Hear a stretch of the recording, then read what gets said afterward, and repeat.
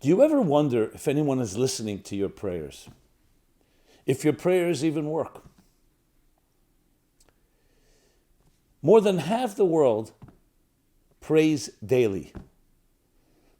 Close to 80% pray frequently. Yet the big question is anyone listening? Do these prayers work? What is the benefit of prayer? Why do we pray? Please join me in this important discussion. We pray, but is anyone listening?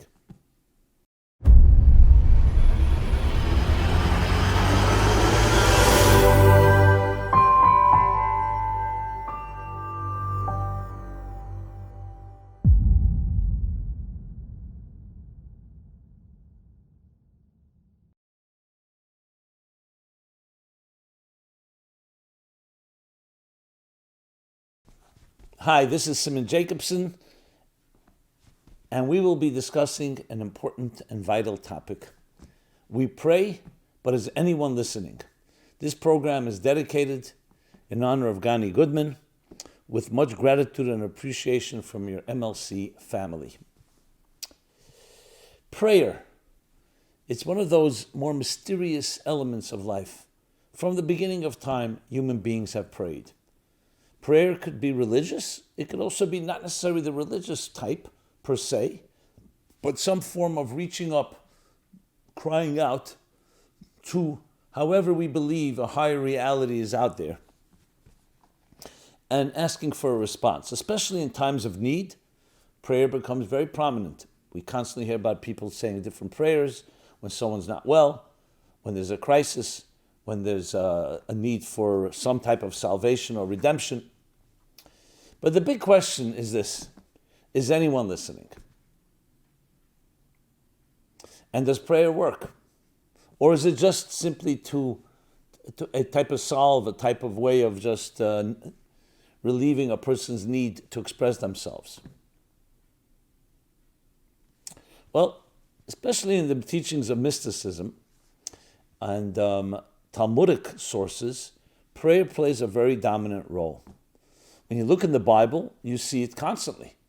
You see the different prayers that individuals, men and women, said to God when they were in time of need or in other times, thanking God, and different forms of expression. All goes into the category of prayer. In Hebrew, the word for prayer is tefillah, which actually means to connect. It's to connect, to bind yourself. It's like connecting yourself to something beyond yourself.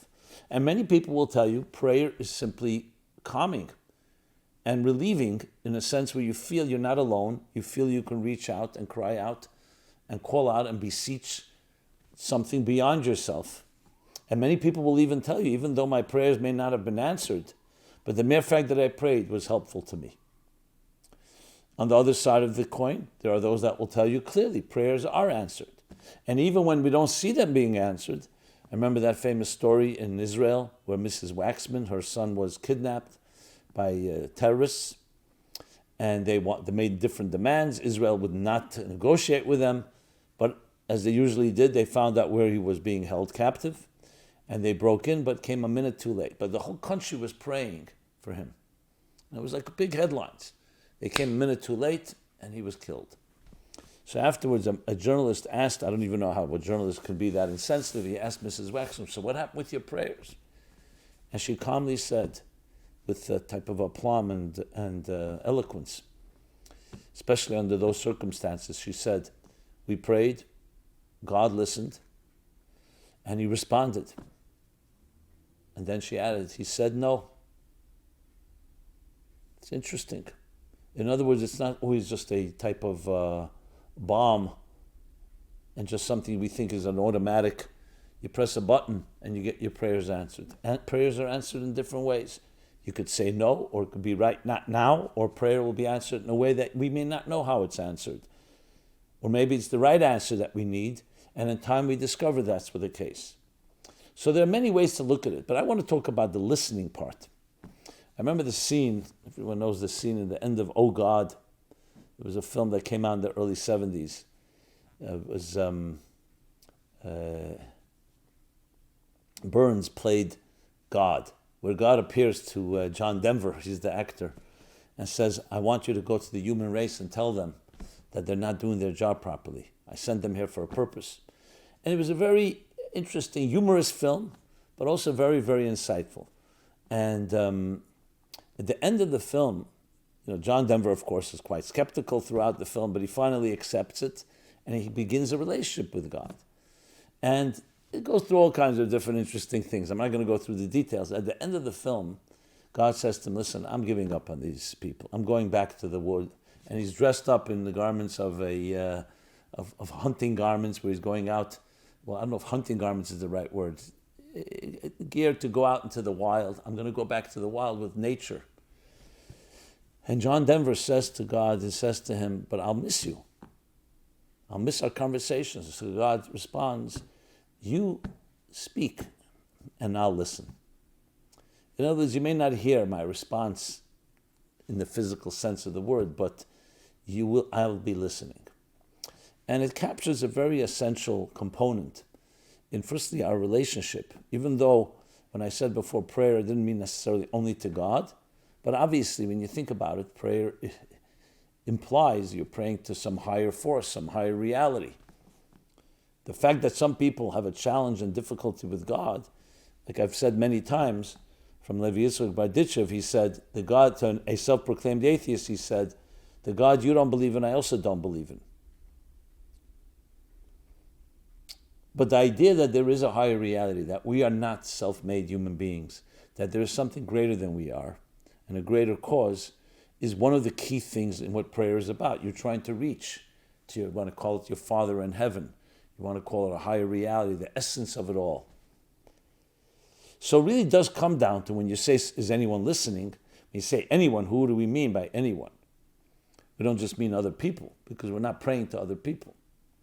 So we're praying to a deity. Even those that don't want to call it a deity, they call it some higher presence. However you want to define it. I'm not going into the variations of prayers here. But it's interesting, because when you think about it, it really comes down to not just prayer, it comes down to what is our relationship with that higher reality. And it's pretty obvious that existence doesn't begin and end with ourselves. Even though selfishness and egocentricity would dictate that we're the center of the world and everything orbits around us, but anyone with a little intelligence realizes there's more to life than you are, than you. You're an important component. And for yourself, it may be the most important component. But you're not the only component. There are other people. There's nature. There's a universe. There are cosmos. And especially when you get familiar with the spiritual dimensions, there's a whole stratospheres and layers of higher states of consciousness and awareness. So when you think of it that way, you can rephrase the question and say, what's our relationship with the bigger picture? And is the bigger picture aware of, and does it listen to the small picture, which is you? Because that's really the essence of it all. And if you think about it, it makes total sense. Prayer, in a sense, is saying, here I am in a situation. Let's just take a situation, a dire situation, a difficult one, which provokes most people to pray. So you're in your own little constraints, limited, feeling down, not knowing what will happen, and you reach out in prayer. You cry in prayer, beseech, implore, please help. Please help my relative, my friend, my parent to heal. Please help me in a financial crisis, my children, or other things we struggle with. So what are you really saying when you're doing that? And I'm not talking about, of course, there's a certain knee-jerk and even juvenile approach to it, which is you just pray. I'm in need, I pray. And I'm not knocking that in any way. But if you think about it a bit deeper, what you're really saying is, I'm not alone in this universe. I don't want to be alone. I'm reaching out to something beyond me. And I know I'm part of that bigger picture. I'm imploring and asking, please open up channels, new channels, or block channels of blessings that will remedy the situation I am in. Even if it's a prayer not in a time of crisis. A prayer, for example, I pray to have a successful job interview and get a good job and make a good living. Or a prayer to have a safe trip. Or a prayer that my children should succeed in school.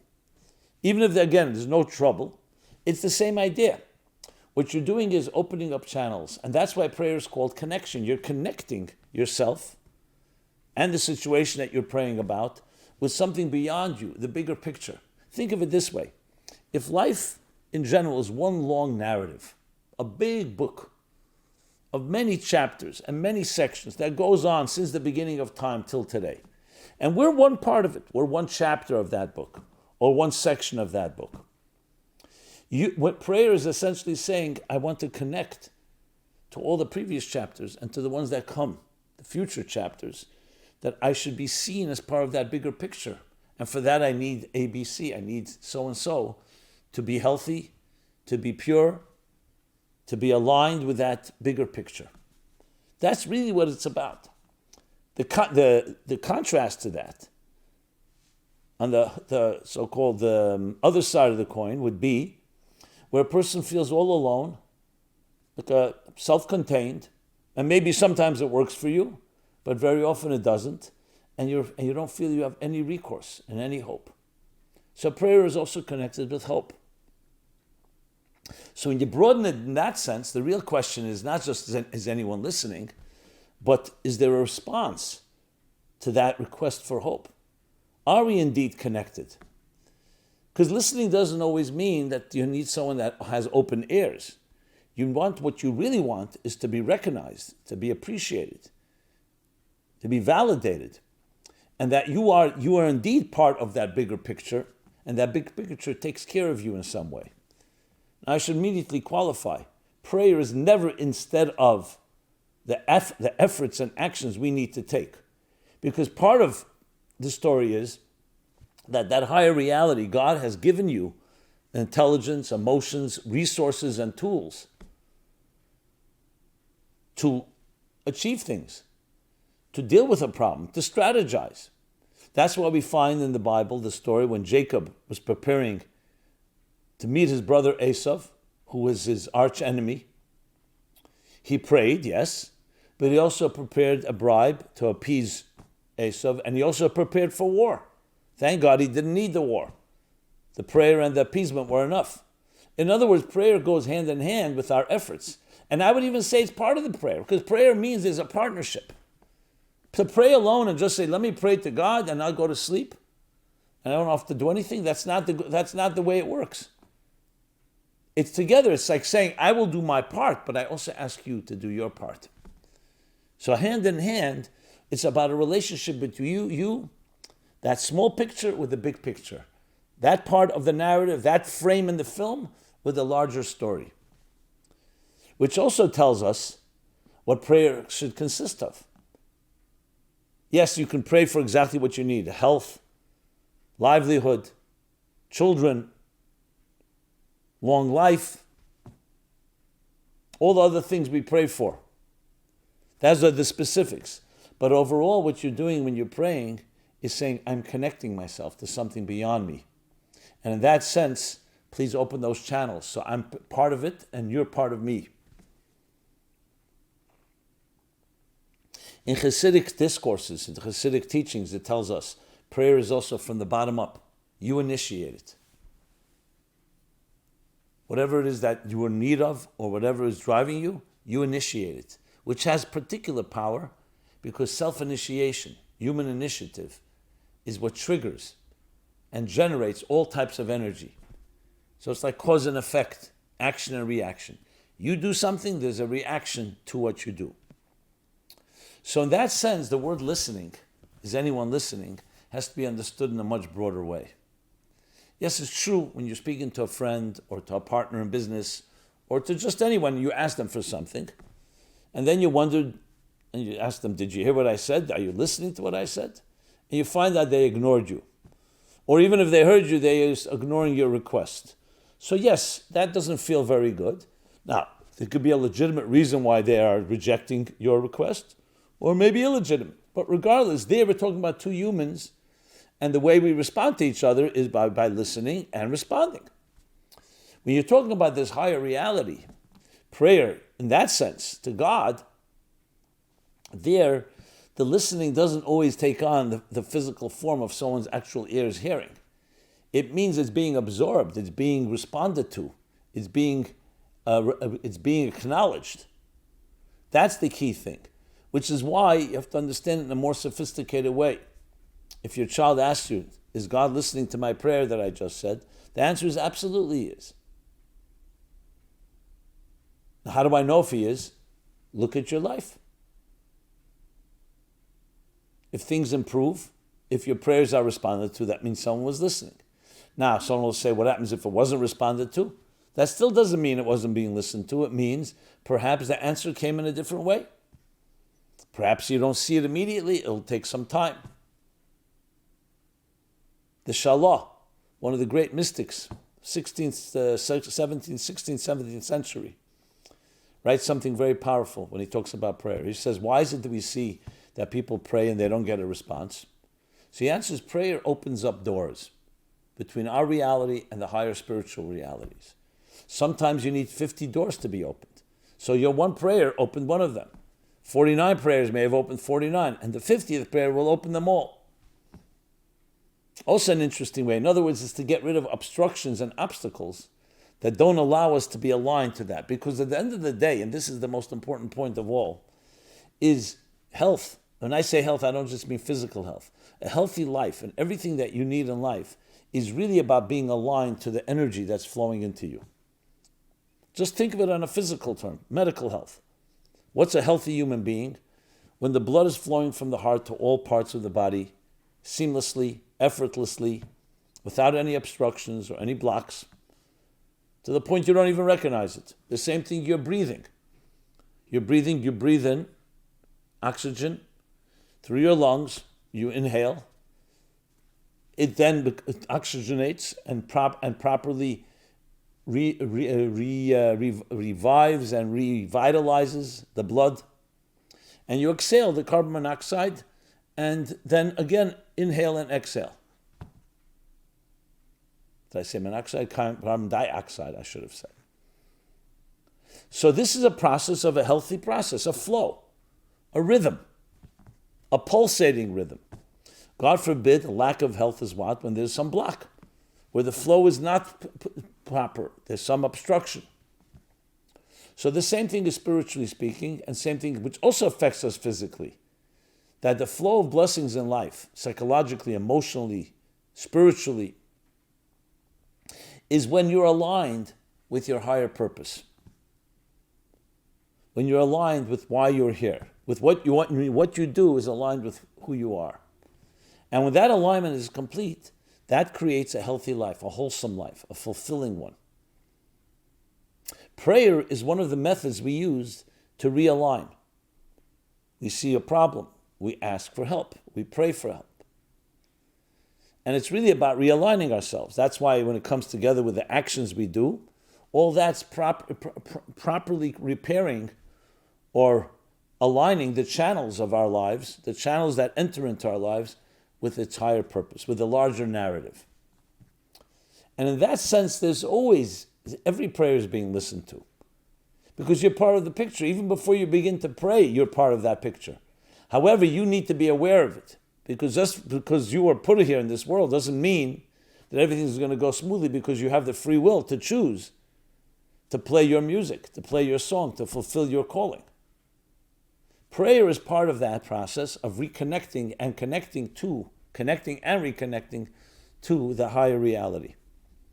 So in sum, the bottom line is every prayer is listened to. Now, of course, if it's deeper intention and with a real heartfelt type of prayer, sometimes we use the term, it pierces heavens. That cry pierces heavens. What means it pierces? It pierces the barriers, the boundaries, the blocks, the obstructions that may block out. One of the reasons we blow shofar on Rosh Hashanah, to pierce the heavens, to pierce and eliminate any obstacle in the way. It's like a cry. When a child cries out, the parent hears the child and responds. So all our prayers are listened to. Sometimes we merit and see it immediately. Sometimes we merit and see it in time. And sometimes it's responded in a way that we may not fully understand at the time. But it's always listened to for the reasons we're discussing now. Which is why we should never give up. Because it's not just about whether you get that immediate response. It's the fact that you've connected yourself to something beyond yourself. I've told the story a number of times. Our Meir Premishlan. She was one of the great Hasidic leaders. So he once went to a town, and Friday he wanted to go to the ritual bath, the mikveh, before the Sabbath would enter, to sanctify himself. However, in these small towns in Russia, or in these large towns as well, the winters were bitter cold. The mountains, the hills would freeze, and this particular mikveh was at the bottom of a hill that was very slippery. So people wouldn't really go during the winter. He insisted. He was not a young man. A few of the skeptics said, okay, and they decided to follow him. Now they slipped and fell, and who knows what happened. He, without effortlessly, made it all the way down and came out of the mikveh, went back, and all was as if it was not slippery at all. Later, these skeptics said to him, how is it that you were able to make it in the mountain? It was so slippery. And his answer was, when you're bound above, you don't fall below. In Yiddish, he said, when you're bound above, you don't fall below. Now think of it physically.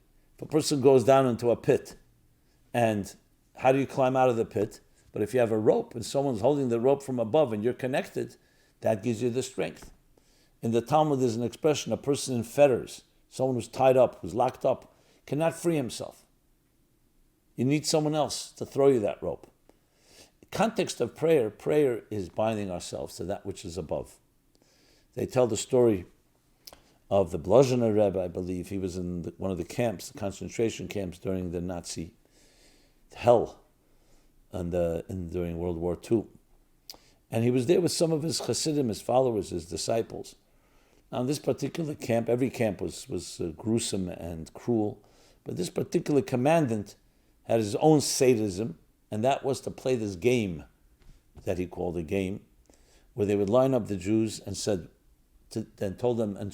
commanded them to dig these wide trenches. And here's how it went. Afterwards, they would start playing music, just to add to the sadism and the cruelty. And whoever can jump over these wide trenches lives, and whoever can't will be shot. So, one of the Chassidim disciples says to his Rebbe, to his teacher, he says, enough is enough. How much more can we suffer like this? Let's just let ourselves be killed, go back to God, and be at peace. And his Rebbe said, no. As long as we have an ounce of strength, and we're given the ability, we have to keep fighting on. Okay, with that said, the game, quote unquote, began. People began jumping and so on. In the mayhem and the havoc, nobody knew who lived, who didn't live. Well, a few weeks later, the camps were liberated, and lo and behold, both the Rebbe and the Chassid that spoke with him, both survived. And they met. And the Chassid says, the student says to his teacher, he says to him, you're not a young man, Rabbi, my teacher, Rebbe. How did you make it? How did you jump over that wide trench? So he responded very calmly. He said, I closed my eyes and I held on to the coattails, to the kapota, the coattails of my holy father, my holy grandfather, and my holy great-grandfather, as far back as I was able to. And it gave me the strength to jump. And then the Rebbe says to his student, to his chassid, to his follower, he says to him, and how about you? You're also not that young. How did you make it? And he looked and smiled to the rabbi, to the Rebbe, and said, Rebbe, I held on to your coattails. I held on to your kapota. We should never underestimate the power that we receive from connecting to that which is beyond ourselves. Because it gives us, it's not surrender, it's not giving up, it's not saying I can't do it, it actually adds strength to us. Because you still have to jump, but you're holding on to something higher that keeps you and doesn't let you fall. And these are generations before us. The expression that is attributed to Newton actually comes from Jewish Torah scholars much before Newton, that we are like midgets that stand on the shoulders of giants. So a midget is much shorter than the giant. But when you stand on the shoulders of the giant, you have the height and the vision and perspective of the giant, and the strength of the giant, plus your own. So it's our connections. We are not an island unto ourselves. We're a link in a chain. And when you have that entire chain behind you and underneath you and holding you up, you're infinitely stronger. Prayer is the essence of that type of connection, the connection to something beyond ourselves. And it's precisely that which gives us the power. So for sure that power is listening. For sure that power is responding, definitely acknowledging. We need to hold on with our dear lives and all our strength, because it gives us more power, gives us more strength, gives us more courage and more hope to get through any challenge that comes our way. And that's really the story of prayer, and that's why it's so vital. In different religions and different cultures and customs, people pray in different ways. But at the essence, it's about a human being who's struggling with the issues of existential loneliness and coming to realize, I'm not alone. You are not alone. There's far more to the picture than you can see. Prayer is accepting and acknowledging that, connecting to it. And yes, imploring that it be channeled into your life. And when one has that, we're literally indestructible, invincible. This doesn't mean that we are not vulnerable and fragile creatures. It doesn't mean that we don't have challenges. And many times, things happen that we did not want. But that does not take away from our connection to that which is beyond us. Because even the negative, even though we may not see right now, is ultimately also part of the story. So, my friends, we need to do everything possible, obviously, to live, and God should bless us with the healthiest and best and lives that without any aggravation and pain and anxiety. But when we do deal with a challenge, know you're not alone. Know that you have the strength. And prayer is one of the ways, maybe the most powerful way, of connecting to those higher strengths and channeling it into your life. Binding yourself to that which is above, so we do not fall below. Now, how to pray is its own discussion, deserves its own workshop, its own conversation, and we have done that as well many times. But I will just say one short prayer that I think all of us can embrace, which I share many times. The morning prayer. We'll say the morning and the evening. The morning prayer, as soon as you wake up, thank you for returning my soul to me. Just that alone is a connection. What are you saying? You're thanking that higher reality, God.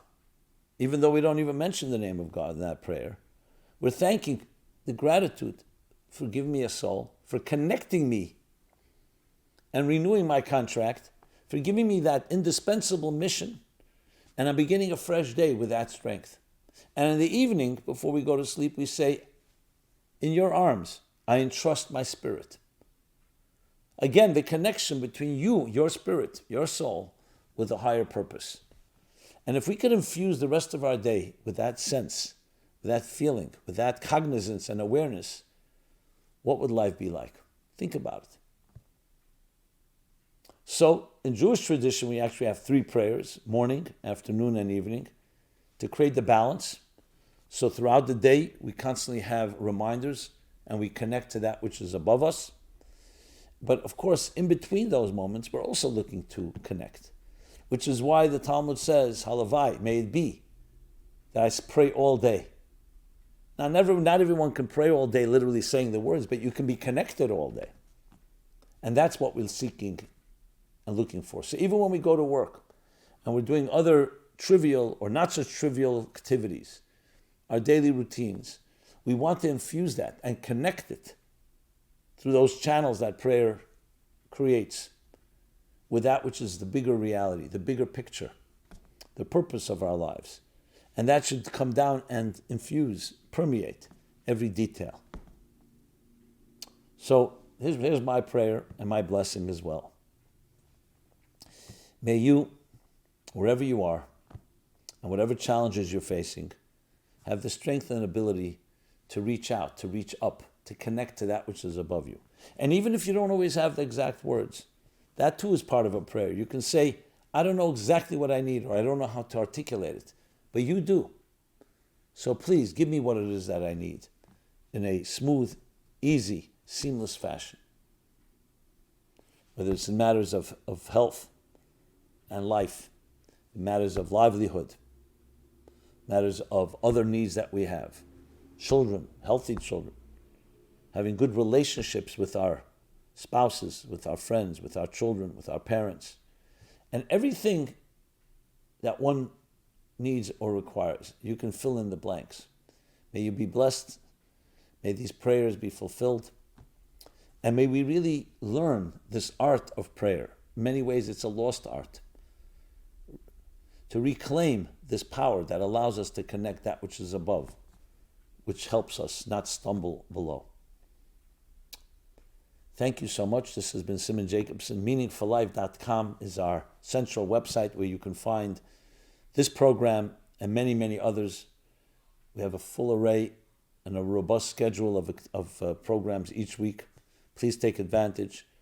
And please share it with anyone you see fit. I'd love to hear your feedback, your thoughts, your comments, your suggestions. Be blessed and pray well, my friends. This program is brought to you by the Meaningful Life Center. Please help us continue our programs. Make even a small contribution at meaningfullife.com/donate.